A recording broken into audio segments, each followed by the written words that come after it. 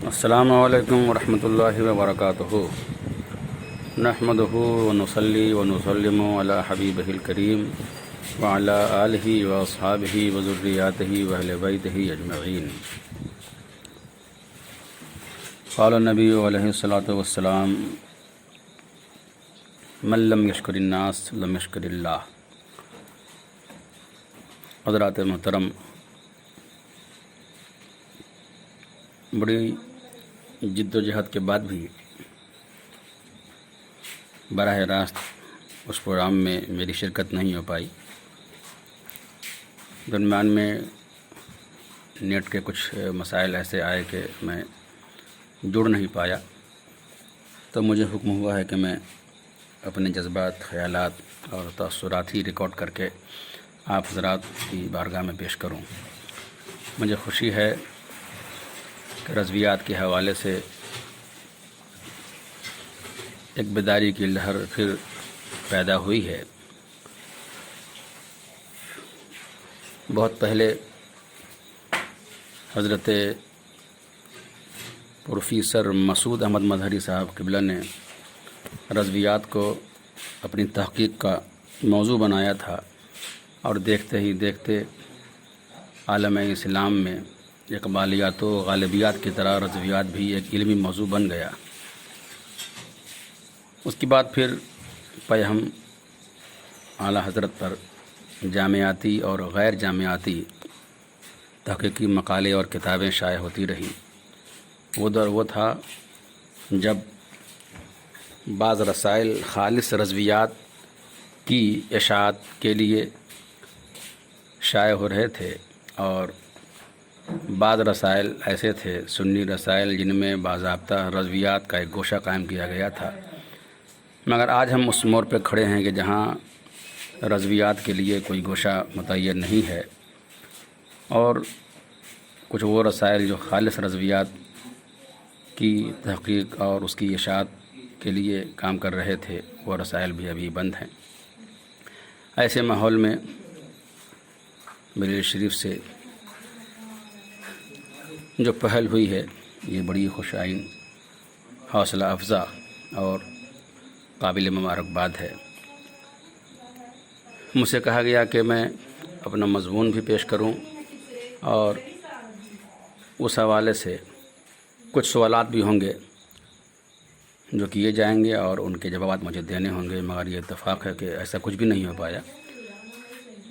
مگر میں ایک بات جو کہنا بہت ضروری سمجھ رہا ہوں، وہ یہ ہے کہ رضویات کے حوالے سے 2-3 کام ایسے ہیں جنہیں کرنا بہت ضروری ہے۔ ایک بات تو یہ ہے کہ اب خانقاہ کو اعلیٰ حضرت کے بالمقابل کھڑا کرنے کی دانستہ کوشش ہو رہی ہے، اور یہ کوشش بھی کی جا رہی ہے کہ خانقاہوں کو اعلیٰ حضرت سے دور کر دیا جائے۔ اس کے لیے ایسے موضوعات کو چھیڑا جا رہا ہے جس پر اعلیٰ حضرت کے وہ فتاوی ہیں جو شریعت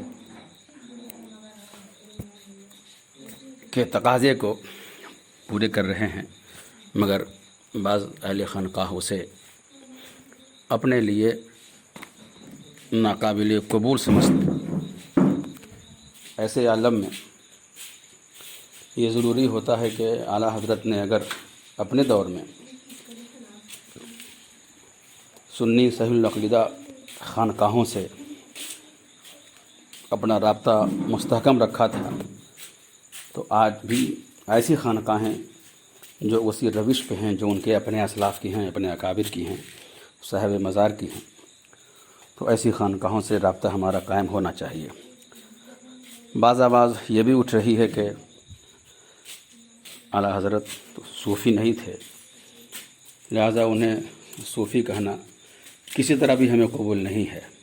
ایسے عالم میں ایک ذمہ داری ہماری یہ بنتی ہے کہ اعلیٰ حضرت کی ایک سوانح ایسے مرتب کی جائے جو خالص تصوف کے رنگ میں ہو۔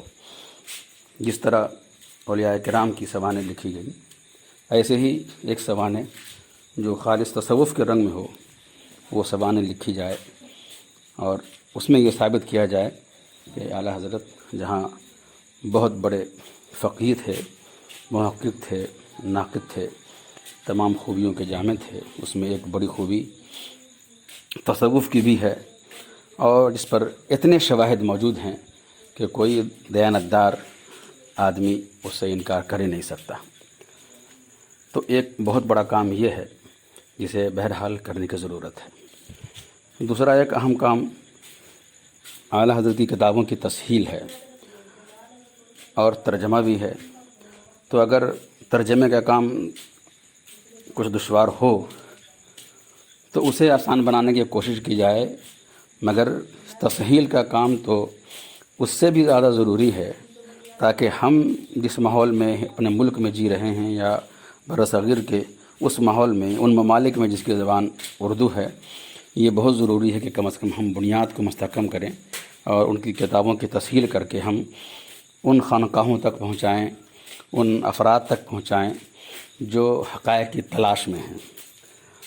اعلیٰ حضرت کی کتابیں پڑھنا آسان نہیں ہے، کوئی پڑھ بھی لے تو سمجھنا آسان نہیں ہے، مگر اس کی تسہیل اگر ہو جائے، حاشیہ آرائی کر دی جائے، مشکل الفاظ کے معنی اگر دے دیے جائیں تو یقیناً پھر اس کی تسہیل اور اس سے استفادہ آسان ہو جائے گا۔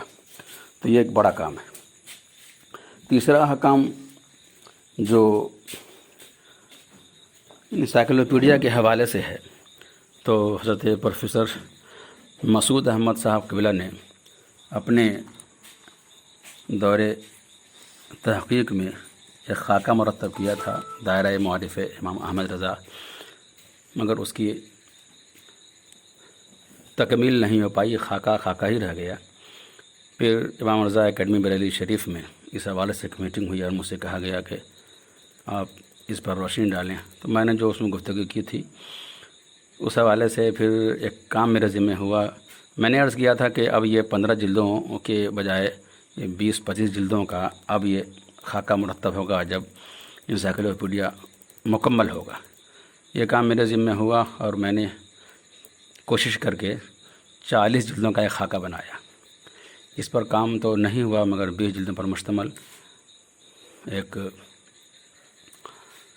سیٹ حضرت مولانا حنیف صاحب قبلہ نے شائع فرمایا۔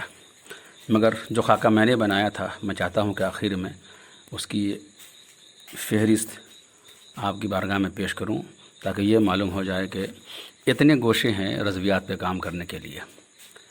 نمبر 1 پس منظر، یہ جلد اول ہے، یہ ہر جلد الگ الگ عنوان سے ہے۔ 40 جلدوں پر یہ خاکہ مرتب ہوا تھا۔ پہلی جلد پس منظر یعنی خاندانی پس منظر، دوسری جلد حالات یعنی حیات رضا کا اجمالی مگر مکمل تذکرہ، تیسری جلد عشق رسول، امام رضا کے عشق رسول کی نکھتیں اور برکتیں یہ بیان کی جائیں، چوتھی جلد تذکرہ علوم و فنون، پانچویں جلد تجدید و مجدد، چھٹی جلد عقائد و کلام، ساتویں جلد ترجمہ قرآن، آٹھویں جلد نظریات۔ اب میں وہ 8ویں اور 7ویں کے بجائے صرف نام شمار کراتا ہوں۔ نظریات ایک جلد ہے، فقہیات جلد ہے، تفسیرات ایک جلد ہے، حدیثیات ایک جلد ہے، اسی طرح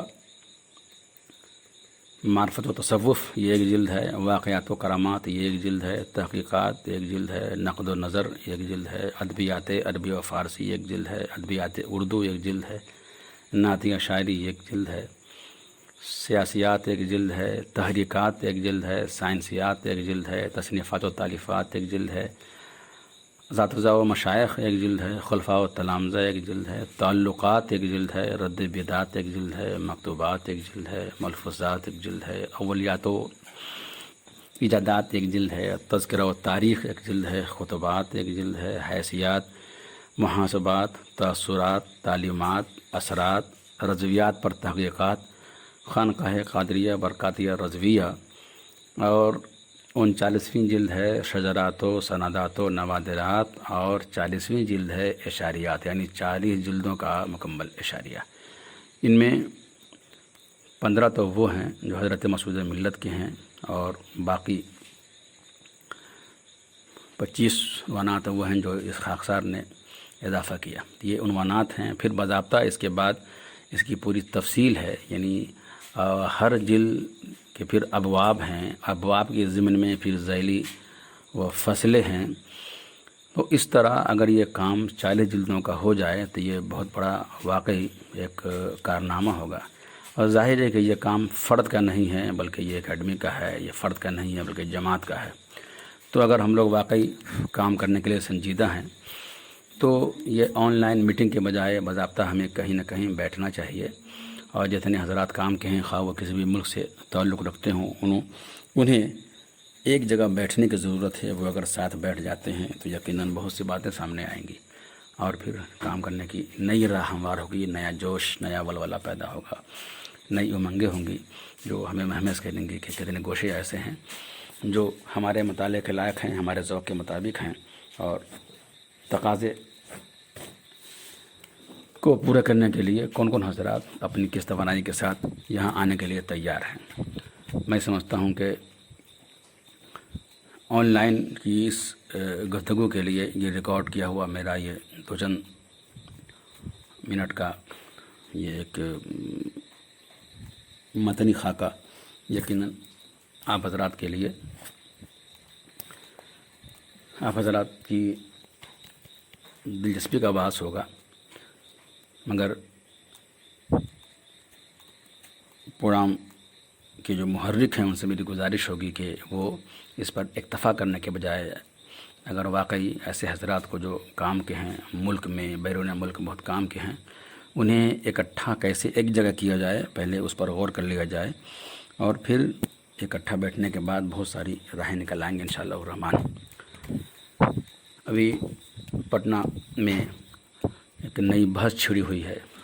آج اخبار میں ایک صاحب نے ایک مضمون شائع کیا، خانقاہوں پر بدلویت کے اضافی اثرات، اور پھر اس کے اندر انہوں نے جس طرح کی دل آزار اور دل خراش باتیں کی ہیں جن کا حقیقت سے کوئی تعلق نہیں ہے.